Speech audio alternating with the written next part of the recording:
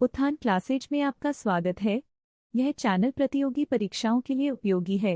नमस्कार साथियों, उत्थान क्लासेस में आप सभी का स्वागत है। आज मैं बताऊंगा कि जो बहुविकल्पीय प्रश्नों की श्रृंखला चल रही है उसका जो टॉपिक है क्रिया के बारे में चर्चा करेंगे। इसके किस तरीके से प्रश्न पूछे जाते हैं। तो पहले प्रश्न में चलेंगे। तो दिख रहा होगा, प्रश्न संख्या 1 है, बंदर एक पेड़ से दूसरे पेड़ पर कूद सकते हैं।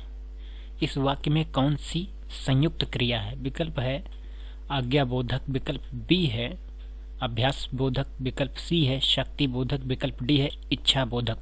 तो करेक्ट आंसर इसका हो जाएगा सी विकल्प, यानी कि शक्ति बोधक। प्रस्तुत वाक्य में बंदर के शक्ति का बोध हो रहा है, अतः यह वाक्य शक्ति बोधक है। प्रश्न संख्या 2 है कि वर्षा हो चुकी है। इस वाक्य में कौन सी संयुक्त क्रिया है? विकल्प ये है विस्मयाधिबोधक, विकल्प बी है अवकाश बोधक, विकल्प सी है समाप्ति बोधक, विकल्प डी है आरंभ बोधक। तो करेक्ट आंसर हो जाएगा इसका समाप्ति बोधक। प्रस्तुत वाक्य में कार्य अर्थात वर्षा की समाप्ति का बोध हो रहा है, अतः यह समाप्ति बोधक क्रिया है। प्रश्न संख्या 3, निम्नलिखित में से अभ्यास बोधक कौन सा है? विकल्प ये है बाजार जाना चाहिए, विकल्प बी है क्या स्कूल बंद है, विकल्प सी है पशुओं को मारना नहीं चाहिए, विकल्प डी है वीरेंद्र खेला करता है। तो करेक्ट आंसर हो जाएगा वीरेंद्र खेला करता है। वीरेंद्र खेला करता है इस वाक्य में अभ्यास का बोध हो रहा है, अतः यह अभ्यास बोधक है। प्रश्न संख्या 4, निम्नलिखित में से पूर्णकालिक क्रिया कौन सी है? विकल्प ये है पिताजी स्नान करके पूजा किए, विकल्प बी है जल जीवन के लिए आवश्यक है, विकल्प सी है प्रकाश तथा पानी पाकर पेड़ बढ़ता गया, विकल्प डी है मुझे एक पुस्तक चाहिए। तो करेक्ट आंसर हो जाएगा पिताजी स्नान करके पूजा किए, अर्थात ए विकल्प सही हो जाएगा। प्रस्तुत विकल्प ये पूर्णकालिक क्रिया है क्योंकि इस वाक्य में एक क्रिया को समाप्त कर उसी क्षण दूसरी क्रिया में संलग्न होने का बोध हो रहा है। प्रश्न संख्या 5 है कि क्रियार्थक संज्ञा क्या होती है? विकल्प ये है जब क्रिया संज्ञा की तरह व्यवहार में आए, विकल्प बी है जब क्रिया सर्वनाम की तरह व्यवहार में आए, विकल्प सी है जब क्रिया सकर्मक क्रिया की तरह व्यवहार में आए, विकल्प डी है जब क्रिया सहायक क्रिया की तरह व्यवहार में आए। तो इसका करेक्ट आंसर हो जाएगा ये विकल्प सही है जब क्रिया संज्ञा की तरह व्यवहार में आए। जब क्रिया संज्ञा की तरह व्यवहार में आए तो क्रियार्थक संज्ञा होती है। क्रियार्थक संज्ञा की पहचान कीजिए। विकल्प ये है हमें सत्य बोलना चाहिए, विकल्प बी है झूठ मत बोलो, विकल्प सी है वर्षा हो रही है, विकल्प डी है टहलना स्वास्थ्य के लिए अच्छा है। तो करेक्ट आंसर हो जाएगा टहलना स्वास्थ्य के लिए अच्छा है। टहलना स्वास्थ्य के लिए अच्छा है यह क्रियार्थक संज्ञा है क्योंकि टहलना क्रिया संज्ञा के रूप में व्यवहारित हो रही है। प्रश्न संख्या 7 है पुनरुक्त संयुक्त क्रिया कौन सी है? विकल्प ये है मेहमानों का आना जाना लगा रहा, विकल्प बी है जीवन में संकट बहुत आते हैं, विकल्प सी है घोड़ा दौड़ सकता है, विकल्प डी है मुझे स्कूल जाना चाहिए। तो करेक्ट आंसर हो जाएगा विकल्प ये मेहमानों का आना जाना लगा रहा। प्रस्तुत विकल्प ये में पुनरुक्त संयुक्त क्रिया है, इस समान ध्वनि वाली क्रियाओं का संयोग हो रहा है। प्रश्न संख्या 8 है द्विकर्मक क्रिया को छांटिए। विकल्प ये है हरि ने मोहन को पुस्तक दी, विकल्प बी है यात्री ने दौड़ कर गाड़ी पकड़ी, विकल्प सी है रात में मैं मुश्किल से सो पाया, विकल्प डी है आग जल चुकी है। तो करेक्ट आंसर हो जाएगा हरि ने मोहन को पुस्तक दी, यानी कि विकल्प ये सही है। प्रस्तुत विकल्प ये द्विकर्मक क्रिया है। प्रश्न संख्या 9, निश्चय बोधक वाक्य की पहचान कीजिए। विकल्प ये है सूर्य निकल रहा है, विकल्प बी है चंद्रमा किरणें बिखेर रहा है, विकल्प सी है यात्री बस से गिर पड़ा, विकल्प डी है बालक चल दिया। तो करेक्ट आंसर हो जाएगा यात्री बस से गिर पड़ा।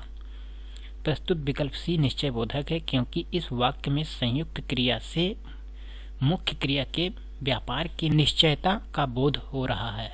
प्रश्न संख्या 10 प्रेरणार्थक क्रिया कहलाती है। विकल्प ये है जिस क्रिया में आज्ञा का बोध होता है, विकल्प बी है जिस क्रिया को कर्ता स्वयं न करके दूसरे को प्रेरित करता है, विकल्प सी है जिस क्रिया को करने के लिए आश्चर्य का बोध होता है, विकल्प डी है जिस क्रिया को कर्ता स्वयं करता है।